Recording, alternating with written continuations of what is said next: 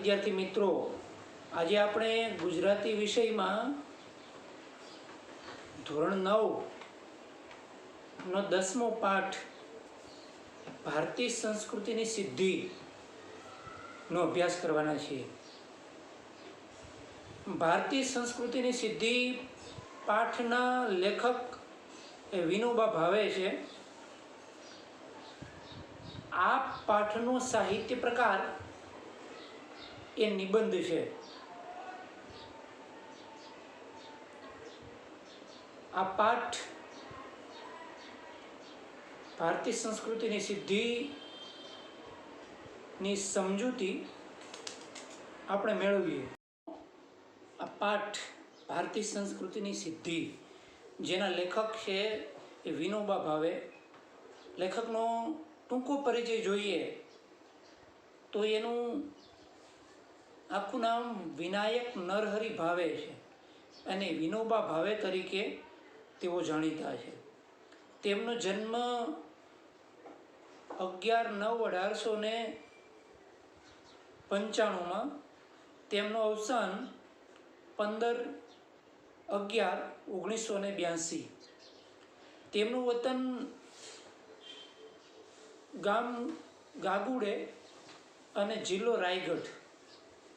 ગાંધીજીના તેઓ અનુયાયી હતા અને ભૂદાન ચળવળના પ્રણેતા ગણાય છે। ગુજરાતી સાહિત્યમાં તેઓ ચિંતન અને સારા લેખન તરીકે જાણીતા છે, એટલે કે ચિંતક અને લેખક છે। અને ભૂદાન એટલે જય હિન્દ થયા પછી ખાસ કરીને જે જમીનદારો હતા એમની પાસેથી કેટલીક વધારાની જમીનનું સંપાદન કરી એકઠી કરી અને જમીન વિહોણા ખેડૂ હતા, મજૂર વર્ગ હતો, એમને તેઓએ ભૂદાનની જમીન અપાવી અને એટલે તેઓ ભૂદાન ચળવળના પ્રણેતા કહેવાય છે। તો આ થયો લેખકનો પરિચય। અને ગાંધીજીના અનુયાયી તરીકે ગાંધીજીને એક સાચા સેવક તરીકે તેઓ જાણીતા છે।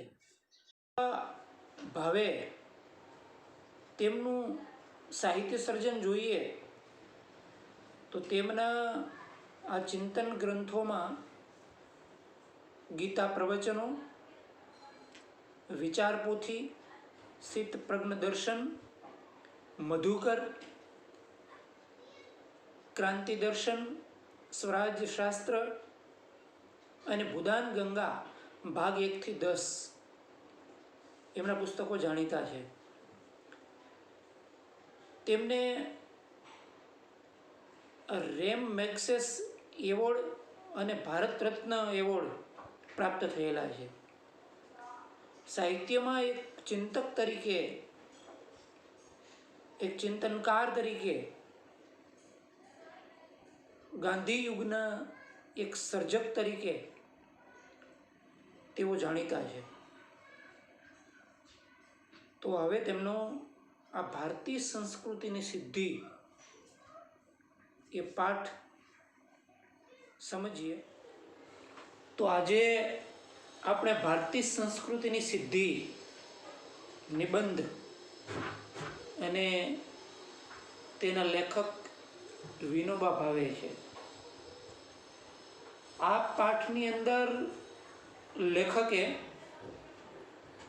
વિનોબા ભાવે એ ભારતીય સંસ્કૃતિની સિદ્ધિની વાત કરી છે। એમાં 3 બાબતો મહત્વની બતાવી છે: સંસ્કૃતિ, પ્રકૃતિ અને વિકૃતિ। આ 3 બાબતનો ભેદ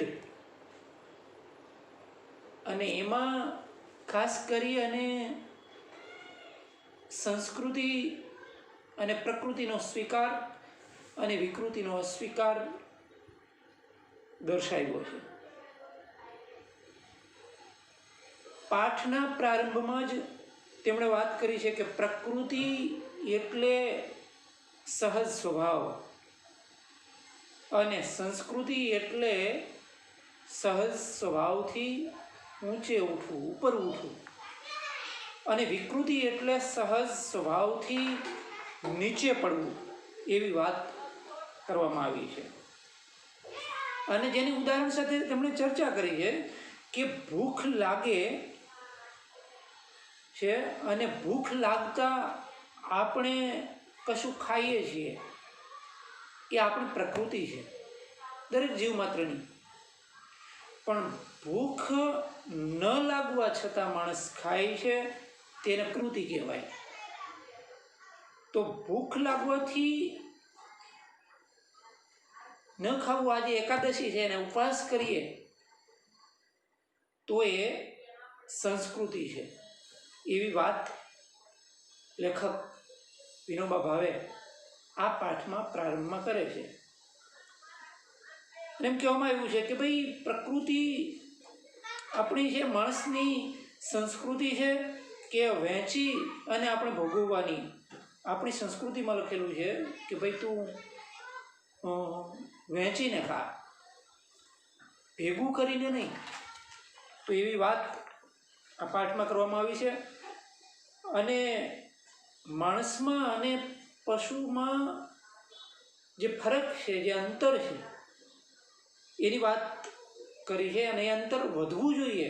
અને એવું પણ કહ્યું છે કે માણસ પશુતામાંથી નીકળતો થાય, પાશ્વી વૃત્તિઓનો ત્યાગ કરે અને માણસપણું, માનવતા તેનામાં આવે, એનું સંવર્ધન થવું જોઈએ. તો એ સંસ્કૃતિનું સંવર્ધન થયું કહેવાય, સંસ્કૃતિનો વિકાસ થયો કહેવાય.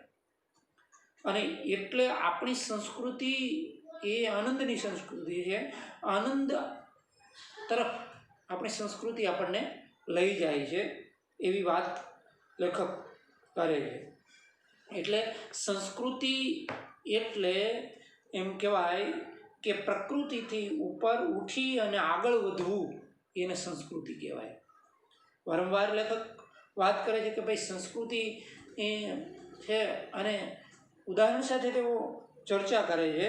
અને એટલું જ નહીં, પણ એવી પણ વાત કરે છે કે દુનિયાભરની સંસ્કૃતિ આપણે લઈએ, પણ એની અંદર ત્યાંની સંસ્કૃતિ ભલે જુદી હોય, પણ પ્રાચીન કાળથી આપણી સંસ્કૃતિ છે એની આગવી વિશેષતા રહી છે, એવી પણ વાત કરે છે.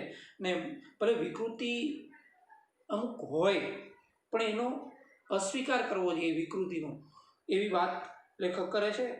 અને જે વિકૃતિ છે એ હંમેશા તેને વર્જ ગણવી જોઈએ, એટલે એને છોડવી જોઈએ, વર્જ ગણવી એટલે. અને પ્રકૃતિનો સ્વીકાર કરવો જોઈએ, એવી વાત કરે છે. અને પ્રકૃતિનું સતત વિકસતું રહેવું, અને એ જ આપણી હંમેશા સંસ્કૃતિ છે. એટલે પ્રકૃતિને હંમેશ સંસ્કૃતિનું રૂપ આપતા રહેવું, એવી વાત પણ લેખક કરે છે. ને લેખક એમ કહે છે, પછી આગળ જતાં વિજ્ઞાનના સંદર્ભમાં વાત કરે છે કે મારું માનવું છે કે જેમ જેમ પ્રગતિ થતી જશે, માણસમાં વૈજ્ઞાનિક વૃત્તિ જેમ જેમ વધતી જશે, તેમ તેમ વિકૃતિઓ ક્ષીણ થતી જશે. કારણ કે સમજણ શક્તિ માણસની વધતી જાય, એમ માણસ સંસ્કૃતિની દિશામાં આગળ વધતો જાય, એવો પણ લેખકે આગ્રહ રાખ્યો છે. કે એમ આગ્રહ કરીને ખવડાવવું કે અક્રાંતિયાપણું, એટલે કે વધારે પડતું ભૂખ ન હોય ને ખા કરવું, તો એને અક્રાંતિયાપણું કહેવાય છે. એ એક પ્રકારની વિકૃતિ જ છે. અને એ માણસને ધીમે ધીમે સમજાશે. પણ ક્યારે સમજાશે? કે એને એની શરીર રચનાની ખબર પડશે, એને એની પાચન પ્રક્રિયાનું ભાન થશે, ત્યારે એને ખબર પડે છે કે આપણે અક્રાંતિયા ન બનવું, એવી વાત કરે છે. એટલે સંસ્કૃતિ અને વિકૃતિનું પૃથ્થકરણ કરતો રહે છે. જેમ જેમ એને વિજ્ઞાન સમજાતું જશે, એટલે વિજ્ઞાન તરફ જશે, એ વિશ્લેષણ કરતો જશે, પ્રયોગો કરતો રહેશે, સાચી દિશામાં એમ આગળ વધતો રહેશે, એવી વાત કરે છે. અને એટલે આ લેખક એમ કહે છે કે ભારતની સંસ્કૃતિ એ પ્રયોગશીલ છે. આપણે સતત આપણી સંસ્કૃતિમાં પ્રયોગો કરતા રહીએ. ભારતીય પ્રાચીન કાળમાં બહુ જ પ્રવૃત્તિમય હતો, અને આજે પણ છે જ. એમ આધ્યાત્મિક દ્રષ્ટિ આપણી વિકસિત રહી છે. અને બીજી મહત્વની વાત કરી કે ભારતીય પાસે સૌથી મોટી બાબત હોય તો એ વિચાર સંપદા છે. વિચાર સંપદાની વાત કરે છે એટલે કે વિચારો, અવનવા વિચારો એ વિચારવું એ આપણને એક મહત્વની આપણી એ વિશેષતા હોવાનું લેખક કહે છે કે આપણો દેશ એ વિચાર સંપદાનો દેશ છે. વિચારની સમૃદ્ધિ આપણને મળી છે એવી વાત કરે છે. એટલે કે ભારતનો વિચાર વૈભવ એ આગવી એની વિશેષતા રહી છે એવી વાત પણ કરે છે. લેખક આપણને ઉદાહરણો આપે છે કે ભારતમાં વૈદિક ઋષિ મુનિઓના કાળથી એક શબ્દોની પરંપરા રહી છે અને અખંડ પરંપરા ની વાત કરે છે કે ભાષામાં 10,000 વર્ષોથી શબ્દ જે છે એ ચાલ્યા આવે છે. એ શબ્દની પરંપરા આજે છે એમાં ચોક્કસ પ્રકારનું પરિવર્તન આવ્યું છે પણ એ ઉપયોગી પરિવર્તન છે.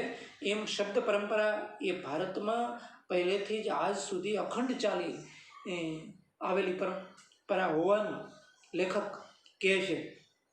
અને ત્યાર પછી એવી પણ વાત કરે છે કે ભારતની અંદર આપણી ભીતર કોઈ શાશ્વત સ્નિગ્ધ ચવડ એટલે તૂટે નહીં અને ચવાય નહીં એવું કઠોર અને જીવતરવાળી વસ્તુ છે જે બદલાતી નથી. એ આપણું અનોખું એક પ્રકારનું બળ છે, આપણી તાકાત છે. ભારતીય સંસ્કૃતિની એક વિશેષતા રહી છે એવી વાત કરે છે કે ભલે આપણો પ્રત્યેક દેશમાં વેશ જુદો હોય, સ્થળ, કાળ અને વેશભૂષા જુદી હોય, પણ આમ છતાં આપણી અખંડતા એક રહી છે. એ આપણી સંસ્કૃતિની વિશેષતા રહી છે એવી વાત કરે છે કે હજારો વર્ષોનો આપણો પુરાતન દેશ ને જ્યારે બીજા દેશનો ઇતિહાસનો આરંભ કદાચ નહીં થયો હોય અને ત્યારે આપણા પૂર્વજો એ ગૌરવ શિખર પર પહોંચ્યા હોવાની વાત લેખક કરે છે કે અહીંની પરંપરા એ અતૂટ છે અને પ્રાચીન કાળ સાથે આપણે જોડીએ તો સ્થળ કાળના ભેદો છતાં અહીંયા એકતાનું દર્શન લેખક આપણને કરાવે છે. કે અહીં કહેવાયું છે આપણા ઘણા બધા એવા સાહિત્યકારો, વિદ્વાનો, સંતો એ દુર્લભ ભાતે જન્મ એવી વાત કરી છે કે ભારત દેશમાં એ જન્મ થવો એ ખરેખર દુર્લભ છે. એટલે આપણો દેશ એ પવિત્ર છે અને આપણા પૂર્વજો એ એવું કહ્યું હતું કે દુર્લભમ મહારાષ્ટ્ર જન્મ, દુર્લભમ ગુર્જરેશુ જન્મ. એ વચન અથવા એ વાક્ય અહીંયા એમણે કહ્યું છે. એની સાથે સાથે તુલસીદાસ જેવા મહાકવિએ પણ કહ્યું છે કે ભલી ભારત ભૂમિ અને ભલે કુલ જન્મ 500 વર્ષ પહેલાં ગુજરાતમાં નરસિંહ મહેતા થયા, પણ એણે પણ ગાયું છે કે ભરતખંડ ભૂતળમાં જન્મી જેણે ગોવિંદ ગુણ ગાયા રે. વાત ભારતની કરી છે, નહીં કે ગુજરાતની, નહીં કે કોઈ જ્યાં જન્મ હોય એ જિલ્લાની. તો એ વાત અસમના શંકરદેવ હોય કે માધવદેવ હોય તો એમણે પણ એ ભારતની વિશેષતા, ભારતની સંસ્કૃતિની વિશેષતાની વાત કરી છે.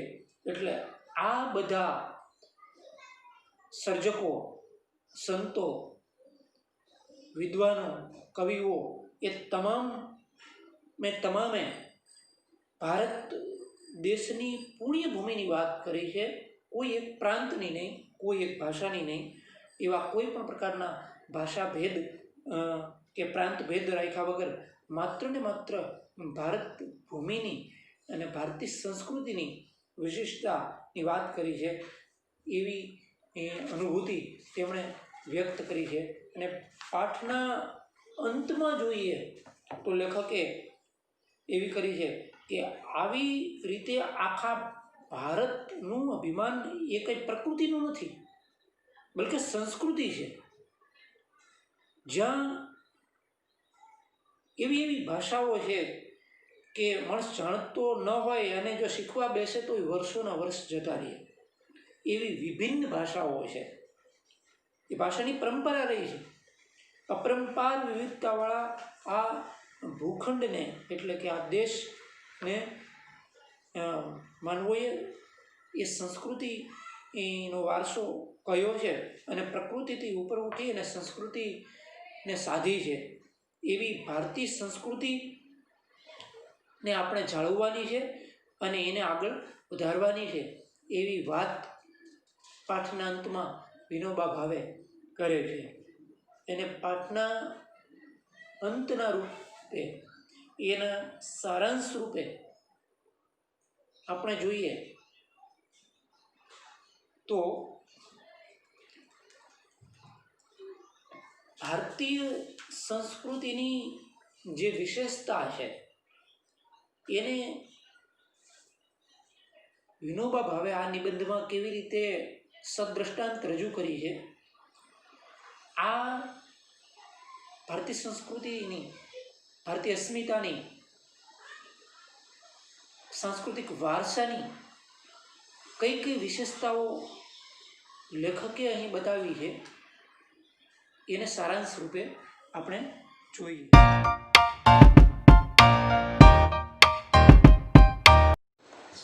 તો ભારતીય સંસ્કૃતિની સિદ્ધિ પાઠમાં વિનોબા ભાવે જે વિશેષતાઓ દર્શાવી છે એને સંક્ષેપમાં જોઈએ, ટૂંકમાં જોઈએ તો મનુષ્યને પશુમાંથી માનવતા તરફ લઈ જવાની વાત કરી છે. આ પહેલી વિશેષતા. બીજી વિશેષતા આધ્યાત્મિક વિચાર સંપદા, વિચાર વૈભવ આપણી પાસે છે. ભારતીયો પાસે ભારતીય સંસ્કૃતિની બીજી વિશેષતા હોય તો એ વિચાર સમૃદ્ધિ છે. ત્યાર પછી લેખક વાત કરે છે કે આપણી પાસે અનેક ભાષાઓ છે અને છતાં શબ્દોની અખંડ પરંપરા આપણે જાળવી છે.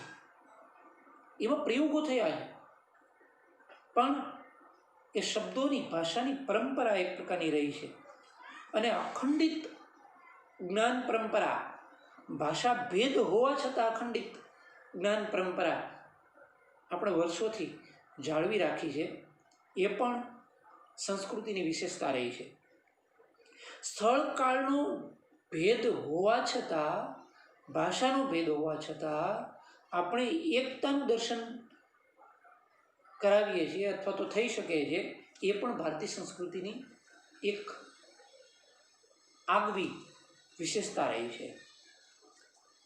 લેખક સદ્રષ્ટાંત ચર્ચા કરતા કહે છે તુલસીદાસ, નરસિંહ મહેતા, શંકરદેવ, માધવદેવ વગેરે મહાન કવિઓ, સર્જકો, ભક્તો એ જુદી જુદી ભાષામાં એમણે સંસ્કૃતિનું દર્શન કરાવ્યું છે અને છતાંય પોતે ભારતીય હોવાનું ગૌરવ લે છે. એ પણ એક આપણી આગવી વિશેષતા રહી છે. એટલે અપાર વિવિધતા હોવા છતાં એકતાનું દર્શન અહીં થાય છે. ભારતીય સંસ્કૃતિનો સ્વીકાર કરવો, પ્રકૃતિને સંસ્કૃતિ સાથે જોડવી અને પશુતા જેવી વિકૃતિનો ધીમે ધીમે અસ્વીકાર કરવો, એને છોડવી, એને વર્જ ગણવી, એવી વાત સમગ્ર આ પાઠમાં કરવામાં આવી છે. અંતમાં એટલું જ કહી શકાય કે ભારતીય સંસ્કૃતિની જે ખૂબીઓ છે એને લેખકે સહજ, સચોટ, સદ્રષ્ટાંત રીતે સમજાવી છે. એની વિવિધતામાં એકતાનું દર્શન કરાવ્યું છે. પાઠના પ્રારંભે સંસ્કૃતિ કોને કહેવાય, પ્રકૃતિ કોને કહેવાય અને વિકૃતિ કોને કહેવાય એની ઉદાહરણ સાથે ચર્ચા કરી છે.